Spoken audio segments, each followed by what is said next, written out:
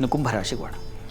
ಕುಂಭರಾಶಿಯವರಿಗೆ ವಾರದ ಆದಿಯಲ್ಲಿ ನಿಮಗೆ ಗುರು ಶಿಷ್ಯರ ಬಾಂಧವ್ಯ ವೃದ್ಧಿ, ತೀರ್ಥಕ್ಷೇತ್ರ, ಶಿಕ್ಷಣ ಕ್ಷೇತ್ರಗಳ ದರ್ಶನ, ವೃತ್ತಿಯಲ್ಲಿ ಅಧಿಕಾರ, ಪ್ರಶಂಸೆ, ಲಾಭ, ಸ್ತ್ರೀಯರಿಗೆ ಅಲದಾಟ, ವ್ಯಯ ಚೆನ್ನಾಗಿದೆ.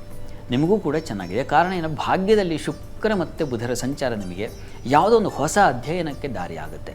ಹೊಸ ಒಂದು ಶಿಕ್ಷಣ ಸಂಸ್ಥೆಗಳನ್ನು ಭೇಟಿ ಮಾಡ್ತಕ್ಕಂಥದ್ದು, ಅಲ್ಲಿ ಯಾವುದು ಹೊಸ ಸಂಶೋಧನೆ ನಡೀತಾ ಇದೆ, ಹೊಸ ಅಧ್ಯಯನ, ಈ ರೀತಿಯಲ್ಲಿ ರಿಸರ್ಚ್ ಅಂತೀವಲ್ಲ, ಆ ರೀತಿಯ ಒಂದು ಕೌಶಲ್ಯದ ರಿಸರ್ಚ್. ಯಾರು ಹೇಗೆ ಯಾವ ಭಾಷೆಯನ್ನು ಮಾಡಿದ್ರು, ಆ ಮಾತಿನಲ್ಲಿ ಯಾವ ಹೊಸ ಅಂಶ ಸೇರಿಸಿದ್ರು, ಯಾವ ಪದ ಬಳಸಿದ್ರು, ಹೀಗೆ ಅಬ್ಸರ್ವ್ ಮಾಡ್ತಕ್ಕಂಥದ್ದು, ಅದನ್ನು ಅಳವಡಿಸ್ಕೊಳ್ತಕ್ಕಂಥದ್ದು ಎರಡೂ ಇದೆ. ಆ ರೀತಿಯ ಒಂದು ಶುಭ ಫಲವನ್ನು ಇವರು ತಂದು ಕೊಡ್ತಾರೆ. ಒಳ್ಳೆ ಸಂಗೀತ ಟೀಚರ್, ಅವ್ರನ್ನ ಒಳ್ಳೆ ಸಾಧಕರು ಯಾರು ಅವ್ರನ್ನ ಭೇಟಿ ಮಾಡ್ತಕ್ಕಂಥದ್ದು, ಈ ರೀತಿಯ ಒಂದು ಶುಭ ಫಲ, ಶುಭ ವಾತಾವರಣ ಕಾಣಲಿಕ್ಕೆ ಖಂಡಿತ ಅವಕಾಶ ಇದೆ. ಹೆಣ್ಣುಮಕ್ಕಳಿಗೆ ಸ್ವಲ್ಪ ಅಲದಾಟ ಇದೆ, ವ್ಯಯವೂ ಇದೆ, ಖರ್ಚು ಇದೆ. ನಿಮಗೆ ವೃತ್ತಿಯಲ್ಲಿ ಮಾತ್ರ ತುಂಬ ಚೆನ್ನಾಗಿದೆ, ಆತಂಕ ಬೇಡ.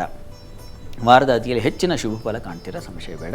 ಸ್ವಲ್ಪ ವ್ಯಯ, ಅಲೆದಾಟ ಇದು ಎರಡು ಇದೆ, ಗಮನಿಸಿ. ಇನ್ನು ವಾರಾಂತ್ಯ ಗಮನಿಸೋಣ.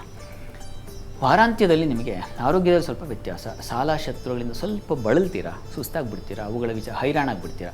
ಕುಟುಂಬದ ಸಹಕಾರ ಚೆನ್ನಾಗಿದೆ. ವೃತ್ತಿಯಲ್ಲಿ ಅಸಮಾಧಾನ ಇರುತ್ತದೆ, ಸ್ವಲ್ಪ ಅಲ್ಲಿ ಶುಕ್ರನ ಸಂಚಾರವಾಗುತ್ತೆ, ಹೀಗಾಗಿ ಸ್ವಲ್ಪ ವ್ಯತ್ಯಾಸವಾಗಿಬಿಡಬಹುದು.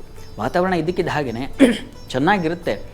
ಏನೋ ಒಂದು ಆರೋಪ ಅಥವಾ ಇನ್ಯಾವುದೋ ಒಂದು ಆಕರ್ಷಣೆ, ವೃತ್ತಿಯಲ್ಲಿ ಆ ಆಕರ್ಷಣೆಯೇ ನಿಮ್ಮ ವ್ಯಕ್ತಿತ್ವವನ್ನು, ನಿಮ್ಮ ಕಾರ್ಯಗಳನ್ನು ಹಾನಿ ಮಾಡುವ ಸಾಧ್ಯತೆ ಕೂಡ ಇದೆ.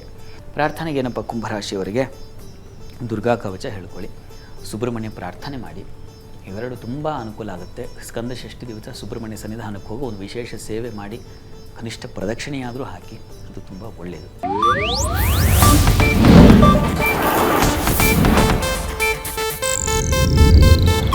ಇದು ಏಷ್ಯಾನೆಟ್ ನ್ಯೂಸ್ ನೆಟ್ವರ್ಕ್ ಪ್ರಸ್ತುತಿ.